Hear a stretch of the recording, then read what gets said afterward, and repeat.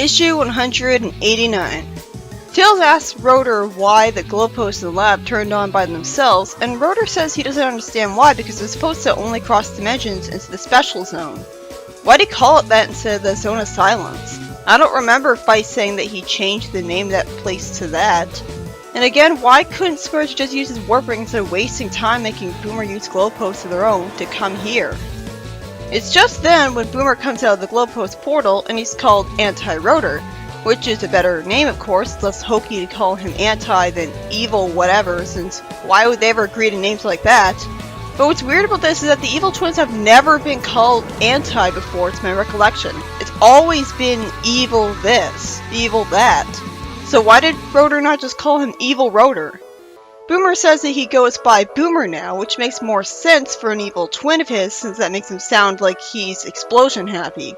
He calls him a wuss and asks if he's scared that his shadow is outshining him, putting shadow in quotation marks as if Rotor ever called him that. I can understand why Scourge would have this superiority-inferiority complex with his twin, but why Boomer? He only met Rotor a grand total once and was given no reason to believe Rotor was better than him, or thought he was. Did Scourge's own rantings get to him that easily? He taunts Rotor that he can't even stand up to him as Tails protectively tells him to leave him alone, and then a yellow blur whose face is drawn completely yellow for the laziness' sake tells him resentfully to know his place, out of nowhere. When Miles is called Anti-Tails, again that comes out of nowhere when he should have been called Evil Tails. He gets really offended for some reason, saying, "Don't you dare call me that! You may lack self-respect, but I answer only to Miles." So again, did Scourge's rantings about his own twin get to him?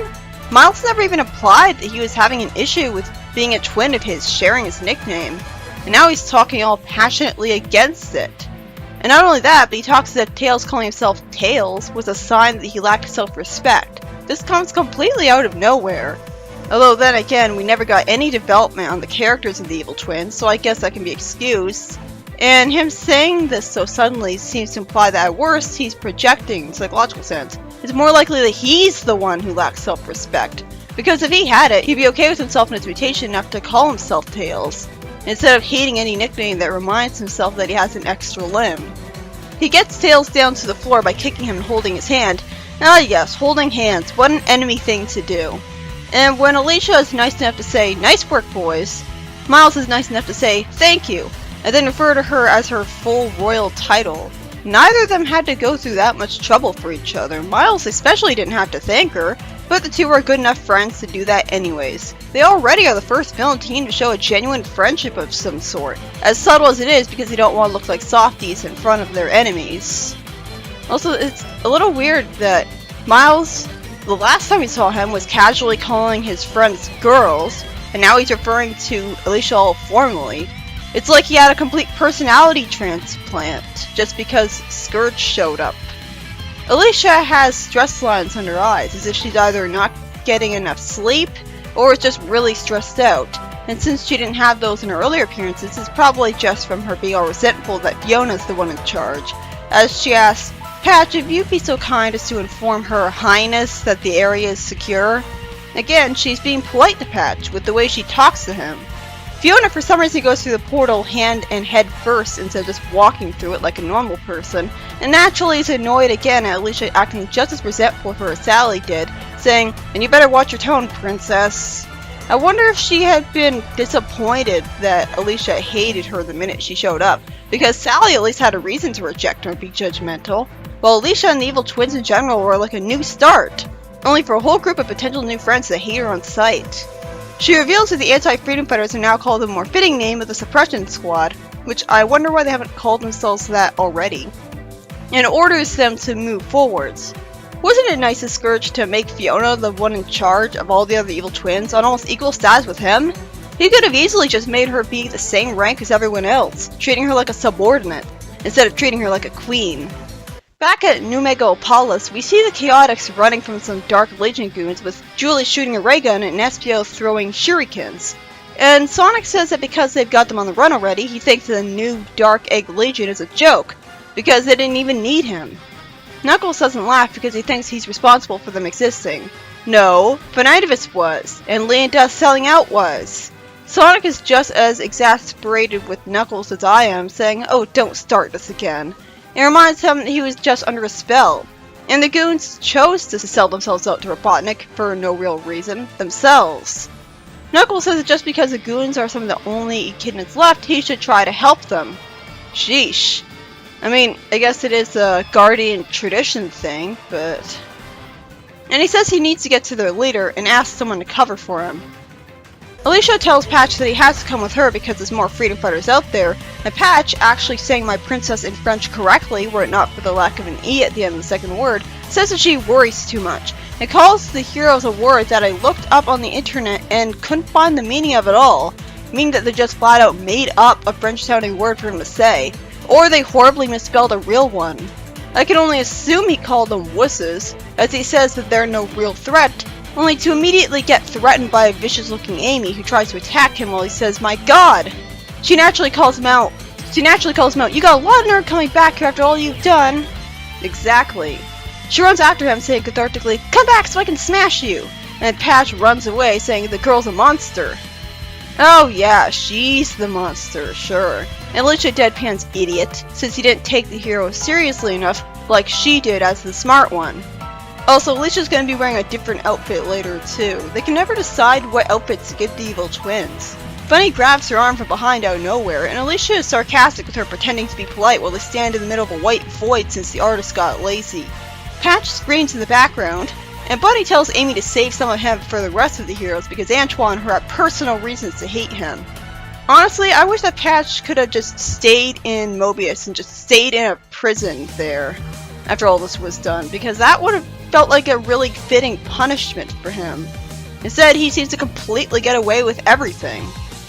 Alicia taunts her that she's wasting her talents because she's way out of her league, and Bunny says that a threat's a threat, so they're both acknowledging that Alicia is the last thing she should be worrying about. Boomer shoots her with a ray gun attached to his arm by a backpack, with Alicia saying to show her what happens to those who ignore him, showing respect for him. Sally then says that if they're looking for someone in their league, her schedule is open, kicking Alicia in the back since she didn't bother to turn around in time. Fiora complains that things are already going south and orders Miles to keep an eye on Tails and Rotor, calling Tails a brat out of nowhere because we're supposed to hate her, and I guess she wants to detach herself from Tails as much as possible by demonizing him. Then she promptly streaks a little at Antoine threatening her with a sword. Antoine is making her scared? I guess she's cynical and paranoid enough to just assume he'd actually use it on her? Antoine for some reason thinks he should ask Fiona why she's with the evil twins. Ask a stupid question much? Then Fiona says the confusing line just about the same as you, Twan. I'm going after the lady in charge. And taps the metal wall for some reason, immediately going from looking intimidated by a sword to smirking not intimidated in the span of 2 panels. That was consistent. And what the hell does she mean by that first line? She went to the evil twin zone voluntarily. Why does this Dark Legion goon look like a blue alien blob instead of being red like an actual echidna would? Another goon says to protect the Commissar. I wasn't aware that Lien-Da's nickname had a "the" in front of it. Mighty immediately sends him flying with super strength, and Sonic uses a spin dash as Knuckles glides up to Lien-Da, who's sitting in an Eggmobile. Knuckles idealistically thinks he can reason with her, telling her it doesn't have to be this way and she can give the Dark Legion a chance of peace. Lien-Da says that he can't possibly know what's best for them when his ancestors never did, and she doesn't properly respond to Knuckles saying, "But working for the Eggman Empire?" and then not explaining why she should be opposed to it since she doesn't know. Why doesn't she just say that the Dark Legion wants power and world domination? Snively tells her that there are no reinforcements for her because she's the standing army now, and Knuckles looks kinda cute, smiling all nervously at her as she frowns at him. She tells the Dark Legion to fall back because they've lost this position, and Julie explains to Knuckles she was never much of a listener, never much of a sister either. Then Sonic puts his arm around him in a sweet friendship moment with him and tries to reassure Knuckles that maybe Lien-Da will straighten out once Eggman's city is taken over by the heroes. Taking over. That's a weird way to phrase it when you know you're in the right. I hate that Knuckles looks like he's drawn with a long girly eyelash in this panel though. At least he's smiling a little, appreciating it. I wouldn't expect that of him. Sonic tells him as he looks depressed to give himself a break and leave the brooding angst to Shadow. Exactly. Though it's annoying how Sonic keeps calling Shadow angsty, because while it works as a meta joke since the fans characterize him that way, the actual comic barely showed Shadow showing angst and emotional damage, if at all. All he did was react to Hope as Maria. big deal. Vector tells everyone they did good work because the sector is secure, and asks how their second team's doing. He hasn't really annoyed me in a pretty long time. I don't think I really hate him anymore. Julie then checks in on that team by talking to a Bluetooth that's actually a part of her cybernetic dreadlock thing. So they finally made some sort of a use for it. Charmy's weird-looking fiancé tells her in response that Ray and Charmy are almost done setting all the landmines, or charges as she calls them for some reason. She says triumphantly that when they blow this tower, Eggman won't be able to make contact with half the continent. They're told to leave and meet them at the rendezvous point, and then she gets approached by Lien-Da and an army of goons and says nervously that she's going to need some backup. After an explosion is heard, Amy admits that she needs some backup too, and Sally says that they need to call Sonic back. Boomer complains about that making an idiot of himself since he should know he can't change their minds, and Bunny cathartically sends him into a wall saying, "Nobody asked you!" Then Patch and Antoine start sword fighting, and Alicia taunts Amy about her actual age while actually using her whip for the purpose of wrapping it around her camera and making her fall backwards. Since she knows an Amy in her own dimension, it makes sense that she'd know Amy's actually pretty young. Fiona then has some really poorly written dialogue where she kicks Sally calling her a sugar queen even though Sally's been the exact opposite of that to her. She's more of an ice queen in fact. Not to mention that kick was really unsatisfying because it's just a yellow light covering up the actual impact. And then the really poorly written part comes in, because her insult to her is so weak. All she does is point out the obvious. I mean, yeah, Sally's not as fast as her ex-boyfriend, no shit. Thank you, Almo Chow. If she was actually written competently, she'd say something like, "You ran faster after you slapped Sonic." That would have actually taken advantage of the concept that she's a former friend of hers, who never had any friendship moments because laziness of the writing, but still. Instead, she's written like a generic villain. It's bland and lazy. Sally says with a terrifying evil smirk that could give Alicia a run for her money that she's just part of the cover. As Miles and Tails are having an aerial kick fight, Rotor is telling Nicole to send word to Sonic, and Julie then tells Saffron that she and her friends are on their way. The potential problem of Sonic having to choose which group of friends to help is completely solved immediately as Knuckles just says him and the Chaotix will save Charmy, letting Sonic go home. It turns out they actually have sent reinforcements for Lien-Da, who complains that they're late, and Dimitri says he came of his own accord. She basically calls him useless, finally being honest with him instead of sucking up to him, making him look stupid for buying it. Dimitri shows responsibility by saying that it's his duty to ensure the safety of his people, and he will not sit idly by and let Lien-Da lead them to failure and ruin. He takes command of the operation. Dimitri rallies up the goons, even saying that they shouldn't hesitate to fire on their own kind because they've abandoned them. Since when? He just said he had a duty to his own people. After Sonic arrives at the base, Fiona, calling Scourge Hun, says to him, apologizing for some reason, that he needs to speed up his grand entrance, which he took forever going here with for some reason. Was he spending the entire time combing his hair? And the story ends with Scourge showing up out of the portal. Since he only cares about fighting Sonic, it makes perfect sense that he wouldn't come out until now, because Sonic wasn't there yet. Not particularly smart though, when the fight would have been effortlessly won by his team by him alone. This issue is by Ian Flynn, and involves the evil twins invading Freedom Fighter HQ, while Knuckles, in a much less charming subplot, thinks that he can convince Lien-Da not to work for Eggman for some reason, while not even trying to tell her why she shouldn't, and Charmy, Ray, and Saffron get in trouble with the Dark Legion during their plan to destroy a communications tower of Eggman, a great major goal of theirs. I really hope that when they succeed in it, they'll really focus on the effects of that. The cool thing is that the evil twins not only have some more unique designs and are close to having the most memorable ones, but they show complexes about being twins for the first time, implying Scourge got to them with his own complex a little, out of complete nowhere.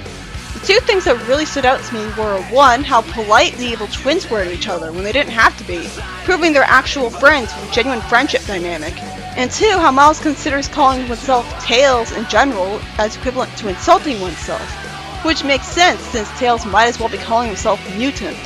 And it just proves that Miles is in fact the one with no self-respect, since he's not proud enough of his second tail to call himself that. Remember, Tails started calling himself Tails in the first place after he realized his tails were useful because he can fly with them. It's not just about sharing the same name as him, like with all the other evil twins. Especially since he didn't even know that there was a person sharing his name. It's not like he grew up knowing that. I really wish they just had Tails call him Evil Tails though. Not only would it be actually consistent with what he called him earlier, but it'd have a lot more impact and meaning having Miles be so offended at being called Evil Tails.